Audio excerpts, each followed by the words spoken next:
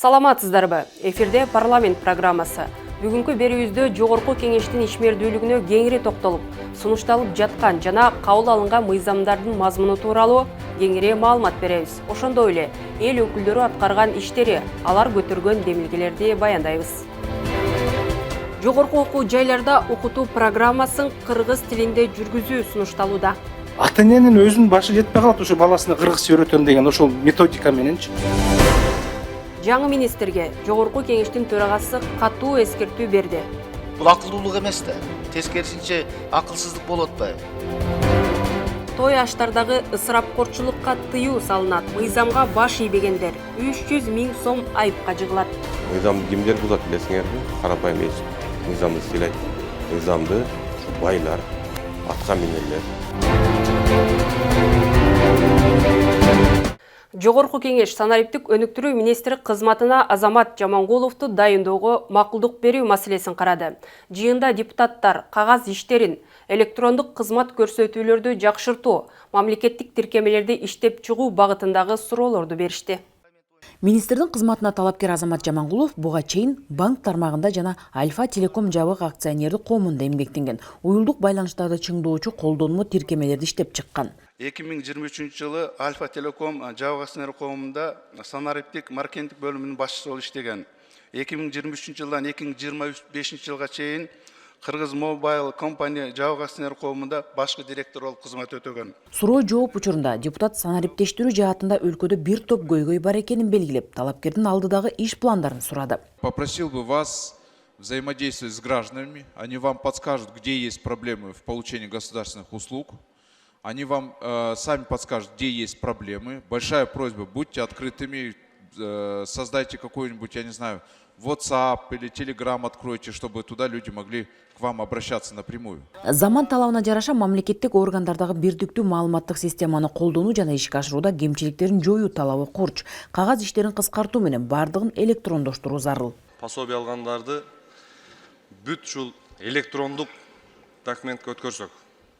Айлык өкмөттөн справка алып кел, архивден справка алып кел, же болбосо дагы тиешелүү мекеме ишканалардан справка алып кел дегенди токтотсок болобу ушуну? Болот, азыр кээ бир соцпособияларды уже онлайн берип, кээ бир справкалар чогултса болот. 90% бул жумуш бүткөн. Ар бир өлкө жараны мамлекеттик тилди мыкты деңгээлде билиши шарттуу. Андыктан тилди кордобой коргойлу, деди төрага. Кыргыз тилинде сүйлөп атканда орусча сөздөрдү жарымынан көбүн орусча кылып тилди кордоп атасыз да сиз. Мурдагы министр да ушунун айынан көп сындарга кабылган. Мен кече сизди кабыл алганда айткам. Кыргыз тилинде жакшылап даярданып келиңиз. Мамлекеттик тилди жакшы эле билет экенсиз деп. Мода эмес да тилди бузуп сүйлөө. Бул акылдуулук эмес да. Тескерисинче акылсыздык болуп атпайбы? Мамлекеттик тилге кылган мамиле. Эл өкүлү Балбак Төлөбаев санариптештирүүнү айылдарда толук кандуу ишке ашыруу, түндүк электрондук кызмат көрсөтүү порталын өнүктүрүү багытындагы маселелерди көтөрдү. Сиздин IT тармагында эмне тажрыйбаңыз бар? Эмне иш кылдыңыз ушуга чейин? Кандай проекттерди реализация кылдыңыз? Проектный менеджмент IT курсту бүткөм, полностью как разрабатывается мобильное приложение, начиная от зарождения идеи до введения его в Play Market или в iOS, понятие есть. Мамлекеттик банктардын электрондук кызмат көрсөтүүлөрүн жакшыртуу керек. Бизде мамлекеттик бир гана Мегапей тиркемеси бар. Аны сиз өтө жакшы билсеңиз керек. Ошол боюнча ошол Мегапей тиркемесин мамлекеттик деңгээлде ошол Мбанк тиркемесине жакындатып иштетсек болобу ошону? Бул тиркеме аябай күчтүү. Бирок бул тиркеме деген Мегапей деген компания улуттук банктын платежная система деген лицензиясы менен иштейт. Мегапейде бул банк эмес да. Тоскоолдук эле ошол болуп атат. Архивиңер бүгүн ошол жерде кемпирлер отурат, мындай кара эмен кийип алып, баягы эле илгеркидей эле ондай түкүрүк деп эле баракчаларды издеп, айлап издешет кагаздардычы, айлап. Ошол үчүн эң негизгиси бүгүн архивдерди цифровизация кылыш керек. Талкуунун жыйынтыгында жогорку кеңеш Азамат Жамангуловду санариптик өнүктүрүү министри кызматына дайындоого макулдук берди. Жогорку кеңештин тиешелүү токтому кабыл алынды. Жогорку окуу жайларда студенттер негизинен расмий тилде билим алары барыбызга белгилүү. Кыргыз тилин өнүктүрүү максатында мындан ары окутуу программасын кыргыз тилинде да жүргүзүү сунушталууда. Бул келечектеги мамлекеттик жана муниципалдык кызматкерлердин иш кагаздары менен иштөөсүнө чоң жардам болот. Мамлекеттик тилди жана тил саясатын өнүктүрүү үчүн аткарылып жаткан иш аракеттер туурасында алдыдагы материалда баяндайбыз. Эл өкүлдөрүнө аткарылып жаткан иштер тууралуу маалымат берген мамлекеттик тил жана тил саясаты боюнча улуттук комиссиянын жетекчиси кыргыз тилин өнүктүрүү үчүн жогорку окуу жайларга өзгөртүү киргизүүнү сунуштоодо. Себеби алган билими расмий тилде болуп, кесиптин ээси катары ошол расмий тилде калыптанып, негизинде иштиктүү тили расмий тил болуп калган үчүн мамлекеттик кызматка келгенде ошол жерден мамлекеттик тилдин аксатып атат. Анан биз ошол маселени көтөрүп, жогорку жайларда ошо министрдин катышуусунда ошол маселени койдук. Учурда кыргыз тилин үйрөткөн мобилдик колдонмо иштелип чыкты. Бул тилди каалаган жерде туруп эле аралыктан үйрөнүүгө ыңгайлуу колдонмо болот. Кыргыз котормо кызматы мамлекеттик тилден дүйнөнүн 10 тилине котормо жасай алат. Бул улуттук платформада жайгашкан ошол котормо кызматынын функционалы каалаган сайтка ошону которуп, ошол жерде сайттан чыкпай туруп иштеп аткан тексттерди которууга мүмкүнчүлүк болот да. Мамлекеттик тил жөнүндө конституциялык мыйзамга ылайык мамлекеттик мекемелерде иш кагаздар милдеттүү түрдө кыргыз тилинде жүргүзүлүүгө тийиш. Андан сырткары кыргыз тилин Б1 деңгээлинен төмөн билгендер мамлекеттик жана муниципалдык кызматтардан бошотулат. Маалым болгондой, өткөн жылы 16 000 адам кыргыз тесттен өткөн. Биздин мамлекеттик жана муниципалдык кызматкерлер Б1 деңгээлин мына мисалы үчүн 25 жылы, ал эми 27 жылы Б2 деңгээлде сурала баштайт. Кеминде деп атабыз. Бул жерде эч кандай басаңдатып коюу, тилди артка тартуу маселеси жок. Бир гана ошонун баарын тең реалдуу көз караш менен кароо болуп жатат. Көз карандысыз эксперттер соңку учурларда мамлекеттик кызматкерлер мамлекеттик тилди билиши керек деген талап жакшы жыйынтык берип жатканын айтып келишет. Эл өкүлдөрү тилди өнүктүрүү үчүн окутуунун методикасын жакшыртуу талабын коюшту. Орус тилинде окуган мектептерде кыргыз тилин сабагындагы методикасын, программасын карап көрсөңүз, материалдарын бир көз жүгүртүп көрсөңүз, 1-3, 4, 5 класстагы окуп аткан китебин алып окуп көрсөңүз, ал негизи мындай карап көрсөм, ал орусча жазылган экен да, ошондо анан кыргызча которулган экен. Жана сиз айтып аткан Google мененби, Яндекс менен которулуп калган. Ушунчалык орой которулган. Аны өзүңүз окуп көрсөңүз, өзүңүздүн мындай башыңыз айланып калат, бала эмес. Ата-эненин өзүнүн башы жетпей калат ошо баласына кыргызча үйрөтөм деген ошол методика мененчи. Тил маселеси өлкөнүн эри шаарларында, айрыкча Бишкектеги мектепке чейинки билим уяларында жана орто мектептерде көйгөй жаратып келет. Маселени чечүү үчүн социалдык тармактар аркылуу тилге арналган контенттерди жакшыртуу зарылчылыгы жаралууда. Эми ошол керемет көчтү абдан сапаттуу жасашканда ошол убакта азыр андан дагы технология өнүктү. Анан ол бүт дүйнөгө атагы таш жарган Диблионс. Кыргызча чыгарды эле, мен азыр мына сиздин баяндамаңызды угуп отуруп карадым. Бир эле көрсөтүүсүн 28 миллион адам көрүптүр. Биз бюджеттен акчаны аябастан ушул жаш кичинекей өспүрүмдөргө, жеткинчектерге мультфильмден баштасак менимче туура болот эле да. Өтө узун мультфильм эмес, бир роликтерди кыргызча, маңыздуу, маанилүү, сөздүн түпкүрү каякта жатат. Ошол нерсеге көңүл буруп, аз-аздан ролик чыгарсаңыздар, хотя бы ошону көргөн бала дагы бир нукка түшөт деген ойдомун да.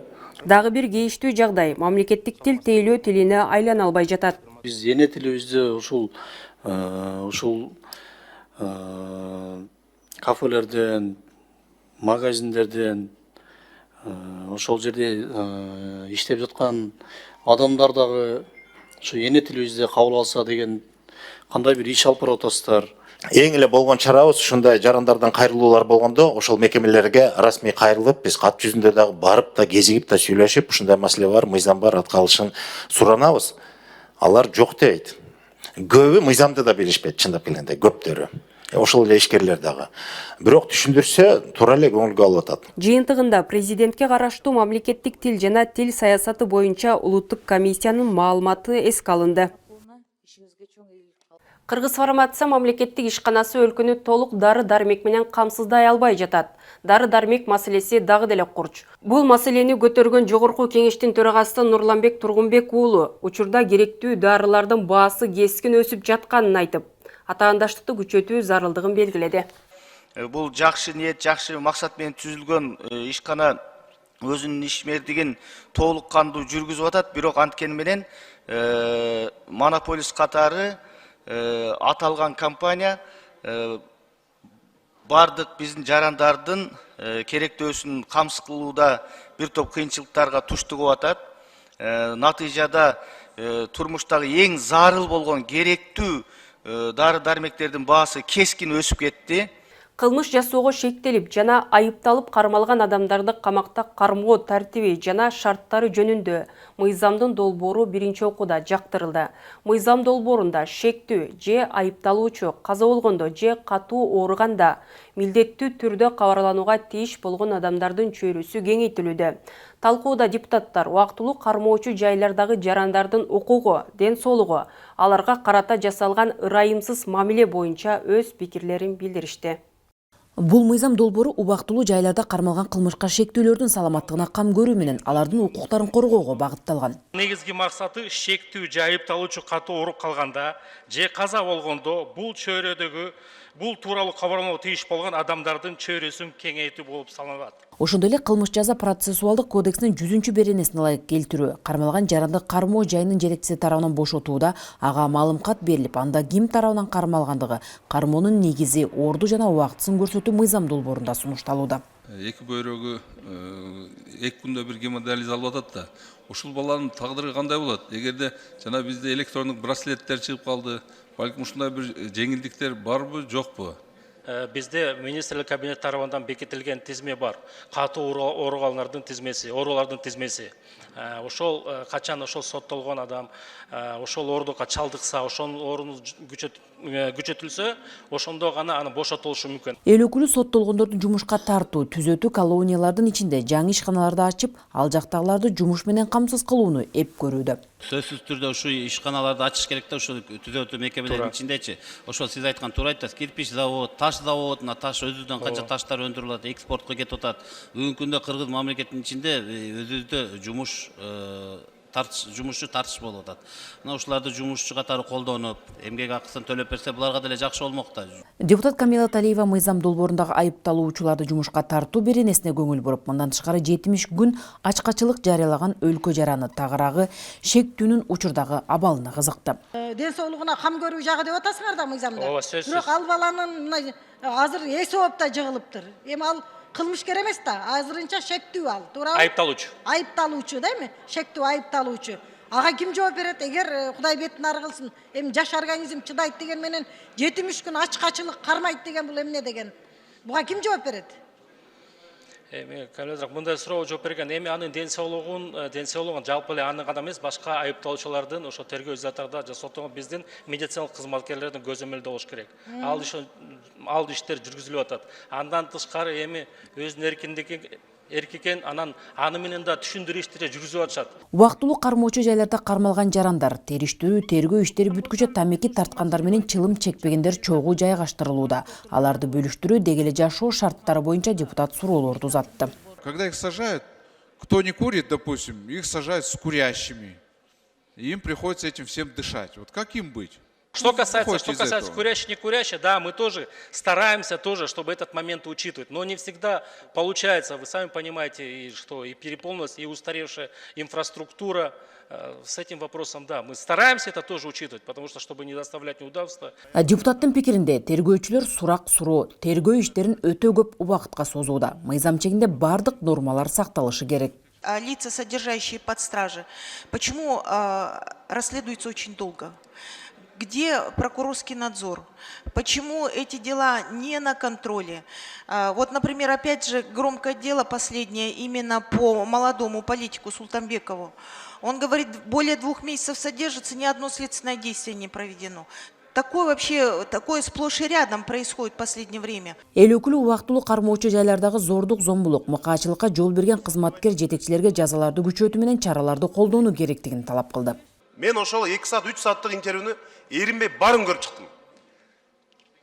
Бүт жанагы шурудай кылып тизип айтып берип атат. Саат канчада кандай болду.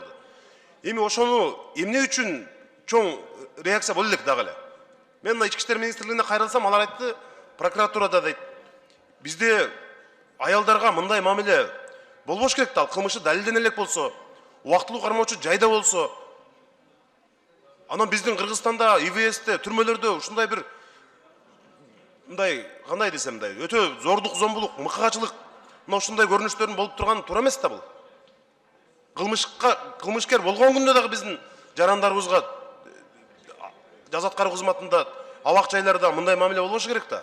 Жыйынтыгында кылмыш жасоого шектелип жана айыпталып кармалган адамдарды камакта кармоо тартиби жана шарттары жөнүндө мыйзам долбоору каралып, биринчи окууда концепциясы жактырылды. Жогорку кеңештин депутаттары Замирбек Мамасадыков жана Шайырбек Ташиев тарабынан той аштарды өткөрүү тартибин жөнгө салган мыйзам долбоору иштелип чыгып, коомдук талкууга коюлду. Мыйзам долбооруна ылайык маркумду узатууда 3-лүк, 7-лик, 40-лык жылдык өткөрүүгө тыюу салынат. Үлпөт той жана кыз узатууда катышуучулардын санын чектөө каралган. Мыйзам долбоорун бузгандар үчүн 300 000 сомго чейин айыппул салуу сунушталууда. Айылга барабыз, башка жерге барабыз. Элдин көпчүлүгү ушул маселени айтат да. Биз өмүрүбүздү тойго арнап коюп атабыз. Тойдон тажап калдык, чынында жазап калдык деген адамдар аябай көп да. Балдарыбыз чет өлкөдө жүрөт. Каражат тапкан ушунун баарын ушул тойго кетип атат. Кредит алып үйлөнүп, кайра четке чыгып, ошол 5 жыл ушул кредит төлөгөн үй бүлөлөр аябай көп. Ушул ашыкча үрп адаттардын аркасынан ажырашуу, таарыныч болгон кудалар менен кыл кудалар чыр чыккан учурлар аябай көп болуп атат да. Бишкек шаарындагы таштанды челектен оор абалда жаңы төрүлгөн ымыркайдын табылышы коомчулуктун зээнин кейитти. Тилекке каршы өлкөдө мындай окуя биринчи жол эмес. Аталган маселе парламенттин жалпы жыйынында да эл өкүлдөрүнүн назарын бурду. Депутат Эльвира Сурабалдиева беби бокстарды орнотуу демилгесин кайрадан көтөрдү. Эл өкүлү бул кадам менен трагедиялуу окуялардын алдын алса болорун айтууда. Интернет аркылуу акча алдаган шылуундарга бөгөт коюуга болобу? Бүт мындай шылуундардын аракеттерди чыгаш керек. Алар кантип акчаны уурдап атышат, кантип жарандарды алдап атышат, кантип алдоого методдорду бүт баарын чыгаргылачы, ошун жарандар дагы көрсүн. Билиш керек анда. Региондордогу ооруканалар дарыгерлерсиз кала турган абалга жетти. Жаш дарыгерлерди региондорго тартып барып, иштете тургандай бир шарт түзүш керекпиз да. 1 жыл иштесе, 3 жыл иштеди деген баягы демезин жазып бериш керекпиз да, баягы эмгек акысы 3 жыл болду деген. Жетим балдар үчүн жалпы республикалык тестирлөөнүн бекитилген чегин төмөндөтүү керек. Биринчиден ошол ОРТга даярдоо боюнча Министерство образования өзүнчө бир түзүп берсе буларга мүмкүнчүлүктү. Же болбосо дагы бир вариант, алардын приказы менен ловузларга же инвалидтерге бул порог түшүрүлгөн. 105-100 депчи. Ушул 105 дебейли, 100 деп туруп, анан ушул категорияга дагы кошуп койсо да. Жетим балдар дагы ушул категорияга кирсе, анда 100 балл менен өтө турган болсо, мен ойлойм, бул түздөн-түз бир жакшы биздин жардам болот эле. Нарын шаарында чечүүнү талап кылган социалдык көйгөйлөр четинен чыгат. Коомдук транспорт аз болгону байланыштуу эртең менен күн суукта жаш балдар, карылар көпкө күч калып атат. 3 калып атат. Сиздерден суранычы. Дагы үстүнө бир 10 автобус кошуп берсеңиздер. Жолдорубуздун көбүнчөсү таштак, эскилип жеткен, эл кыйналып кетти. Көп кабаттуу үйлөрдүн королору эскилип жеткен, тамтыгы чыккан, ошону сиздерден суранычы. Анда бүтүп берсеңиздер.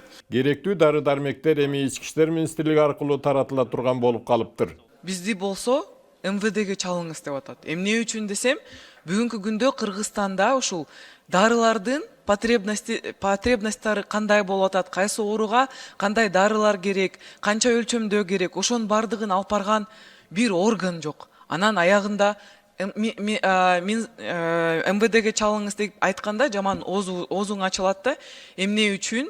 Анткени бул дарылар ушул рецепт боюнча жазылат экен, психотропныйга дагы кошулат экен. Ошол үчүн аны МВД аныктайт деп Минздравда иштеген адистер ошентип айтып атышат. Мына кечөө кайра Таштандыда да бир ымыркай табылыптыр. Кудай сактап, но он в коме в тяжелом состоянии в больнице. Тирүү, азырынча тирүү. Анан мен ушул боюнча 2 жылдан бери чырылдап бир бейби боксту таап ошо бир жер оорукананын астына мындай орнотуп бериңиздер десем, мага мындай жооп келип атат да, министрдин орун басары Бай Давлетовдон. Урматтуу Элвира Жаргалбековна, бир бейби кутучанын баасы $6.000 дейт. 30 миллиардта пурдаганда акчаны эч ким санабайт экен. Балдарга келгенде $6.000 деп санап калдыкпы? Климаттын өзгөрүүсү жалпы адамзат үчүн орчундуу маселе. Абанын өзгөрүүсү, токой өрттөнүү, кургакчылык жана суу ташкындары, таза суунун азайышы адамдын ден соолугуна түздөн түз таасир этет. Экологиялык көйгөйлөр Кыргызстанда да курч маселе. Мындан улам Жогорку кеңештин депутаты, Ыйман Нуру фракциясынын лидери Динара Ашимова тарабынан климаттык саясатты жөнгө салуу үчүн климаттык иш жөнүндө мыйзам долбоору иштелип чыкты. Аталган маселе боюнча кененирээк маалымат алуу үчүн студиябызга демилгечи депутатты чакырганбыз. Саламатсызбы, Динара айым? Ушул сунуштап аткан жогоруда айтылган мыйзам долбоорду иштеп чыгууга эмне түрткү берди? Кененирээк ушул максат боюнча айтып өтсөңүз. Эми баарыбыз эле көрүп атпайлыкпы? Бизде климат өзгөрүп атат. Жылдан жылга баягы аба ырайы өзгөрүп, температура көбөйүп, күндүн ысыктыгы көбөйүп туруп, ошонун негизинен биздин мөңгүлөрүбүз эрип атат, сел кетип атат. Ушуну биз уже ар бир адам Кыргызстанда сезди. Баарыбыз сезип атабыз. Бүгүн азыр кышында деле аябай чилде болуп турган убакта бизде жылуу күн чыгып атат. Биз ошол баягындай биринчиден биздин мыйзам талаага ушул карбон деген эмне, мисалы, карбон рыногу эмне, биржа деген эмне, жана ушундай жаңы биздин ушундай мыйзамдарда жок түшүнүктөрдү киргизип алышыбыз керек. Андан кийин ар бир министерстволорубуз, мисалы Айыл чарба министерствосу өзүнүн баягы инструкцияларын иштеп чыгыш керек. Анан кийин жаратылышты коргоо министрлиги өзүнүн инструкцияларын ушундай бүт керектүү инструкциялар кылганда анан кийин биз эсептей баштайбыз да. Мисалы көмүр ТЭЦтен канча зыян болуп атат, эсептеп баштайбыз. Ошо зыянды биз кантип жокко чыгарабыз. Ал үчүн биз деген токойлорду эгишибиз керек. Ошол эле ар бир машина канча выхлоп кылып атат, аларды эсептешибиз керек. Ошондо анан кийин биз баягы дүйнөлүк чоң саммиттерде биз өзүбүздүн отчетторду берип атпайлыкпы? Ошондо биз айта алабыз, мынакей бизде ушундай система бар, бизге мындай жардам керек. Ар бир жылы биз ыш каптап атат Бишкекти, башка шаарларыбызды деп чакырып атабыз да. Анан кийин бардык депутаттар аябай баягы ичи ооруп суроолорду берип атат. Бизге мисалы ошо мыйзам жок, сен ал мыйзам боюнча мэр мисалы да мынандай иш аракеттерди аткарышың керек. Бул министерство буну кылыш керек, Минтранс муну кылыш керек да. Ушундай деген жок да. Биз эмнеге болбой атат деп эле сурап атабыз. Тигилер ошо баягы чарбада жасап аткан иштерин эле айтып атышат да бизге. Аларда дагы себеби так жазылган милдеттери жок да. Себеби климаттык саясат жок бизде, мыйзамга түшкөн. Ошол саясатты биз киргизгенде гана, көп тармактуу иш аракеттерди кылганыбызда гана, көзөмөл ар бир баягы ыйгарым укуктарды бергенибизде гана анан иш жүрөт да. Анан кийин контроль болот, анан кийин биз сурасак болот, анан кийин жоопкерчиликке тартсак болот. Бул эми укуктук система ушундай нерсе да, жоопкерчилик болмой сайын эч качан иш жүрүшкөн эмес. Ошондуктан менин мыйзамым ошо климаттык иш аракеттер жөнүндө дейт. Биринчиден ошол ар бир тармакка, ар бир министрликке, ошол жергиликтүү органдарга биз берип атабыз ыйгарым укуктарды да, милдеттерди да берип атабыз. Экинчиден биз значит эмени берип атабыз да, өзү ошол кандай жаңы түшүнүктөр бизге кирип атат да. Эгерде биз туура ушу климаттык процесстерге кирип кетсек, биз Кыргызстан көп пайда алсак болот да. Мыйзам долбоору эгер кабыл алынып калса, канча убакта ишке ашат? Анткени бизде экологдор, адистер жетиштүүбү Кыргызстанда? Эми бул ошол мыйзамды кабыл алгандан кийин атайын бир убакыт беребиз. Мыйзамды кабыл алгандан кийин бир жыл ичи бою менимче иштеш керек болот. Ар бир министрликтер иштеп, ошо ар бир биз дагы көрсөтө турган ыйгарым укуктуу акимчиликтер, мэриялар иштеп өзүнүн биринчиден баягы бул кандай десем, бул практикага аябай көз каранды мыйзамда, алар өзү практически эмне кылабыз деп ошондой инструкцияларын жүргүзүш керек. Анан кийин бизде албетте адистер жетишсиз, бирок экология тармагында окуган студенттерибиз дагы көп. Аларды ошо 1 жыл, 2 жыл бүт бардыгын дагы окутуш керек болот да. Бизде себеби климатика деген түшүнүк аз болуп атат. Биз өтө артта калып атабыз да бул тараптан. Биз жетишпеген кадрларды, жетишпеген специалисттерди, адистерди өтө тез даярдашыбыз керек болот. Чоң рахмат келип бергениңиз үчүн. Ийгилик каалайбыз. Токтогул районунун Сарыкамыш айылы деңиз деңгээлинен 1600 метр бийиктикте жайгашып, климаттык шарты катаал аймактардын бири. Тоо боорунда жашаган элдин жашоо шарты менен таанышып, көйгөйлөрүн жеринен чечүү үчүн Жогорку Кеңештин депутаты, Мекенчил депутаттык тобунун жетекчиси Кундузбек Сулайманов аталган айылга барып, жергиликтүү тургундар менен жолугушту. Токтогул районундагы Сарыкамыш айылы Бишкек шаарынан 300 км, район борборунан 165 км алыстыкта жайгашкан. Кыш мезгилинде райондун борбору менен айылды байланыштырган жол жабылып, элдин түйшүгүн ого бетер кыйындаткан. Жолду жасагандын кебетесин көрүңүз мына. Көрүп атам мен, көрүп атам. 400 метр же 500 метр эле жол. Жол маселеси жашоочулардын негизги көйгөйү болгондуктан элдик демилге менен 4 миллион 800 миң сом каражат жумшалып, узундугу 8 километр болгон жол ачып алышкан. Тургундардын кайрылуусунун негизинде депутат Кундузбек Сулайманов аталган жол менен таанышып, тиешелүү министрликке жаңы жолдун долбоорун иштеп чыгуу тапшырмасын берди. Мурунку каттап жүргөн жолуна караганда бул жак экесе аз болуп атат, узундугу. Анан бул жашкы тургундардын айтканына караганда бул жердин аба ырайынын дагы биз алгылыктуу жери болуп атат. Кар түшпөйт деп атышат. Ушул бардыгын азыр мен тиешелүү тапшырманы бердим. Ошол тиешелүү тапшырма менен изилдеп чыгышып, азыр ушул жака проект жасайбызбы, аны айтабыз дешти. Ошол бир жакын күндөрдө ушул чечимдерди кабыл алып, анан кийин ушул жака бир министрликке сунуш берип, биз Министерство финансыга да сунуш беребиз бул боюнча. Депутаттын жумушчу сапарынын алкагында элдик жыйын уюштурулуп, жергиликтүү тургундар менен жолугушуу өттү. Анда жайыт, эскилиги жеткен электр мамычалары жана кара чүйлүү токой чарбасы боюнча бир топ көйгөйлөр көтөрүлүп, тиешелүү жетекчилер менен элдин суроолоруна жооп беришти. Жолугушуу натыйжалуу өтүп, бир топ маселелер чечилгенин тургундар билдиришти. Ана жол маселеси боюнча айтылды, жол маселесин чечип беребиз деп жакшы тилектерди айтып кетип атышат. Кудай жол маселеси чечип калса, бул жакшы нерсе. Элибизде оңолот, экономикабыз көтөрүлөт. Ушу жол маселесине көңүл буруп берсе, анан экинчи мореке энергетика министри өзү дагы айтылды, мага кишиге дагычы. Бул опораларды оңдоп берүү боюнчачы. Ал киши да жакшы сөзүн айтып кетти, аларды оңдоп беребиз деп. Кудай ушу жакшы ийгиликтер болсун. Эл өкүлү Кундузбек Сулайманов Сарыкамыш айылынын көйгөйлөрүн парламент трибунасынан такай көтөрүп келет. Элдин үнүн аткаруу бийлигине жеткирип, колдон келген жардамын берип келе жаткан депутатка жергиликтүүлөр ыраазы.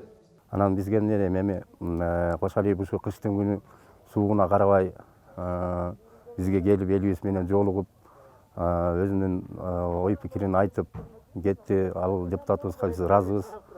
Бизге жардам да берип жүрөт. Ушул убакка чейин 2 жыл, 3 жыл болуп калды. Өзүнүн колунан келген жардамдарын берип жүрөт. А кишиге ыраазыбыз. Белгилей кетсек, элдик жыйынга министрлер кабинетинин мүчөлөрү, жергиликтүү бийликтин тиешелүү жетекчилери барышып, көпчүлүк маселелерди жеринен чечүүгө шарт түзүлдү.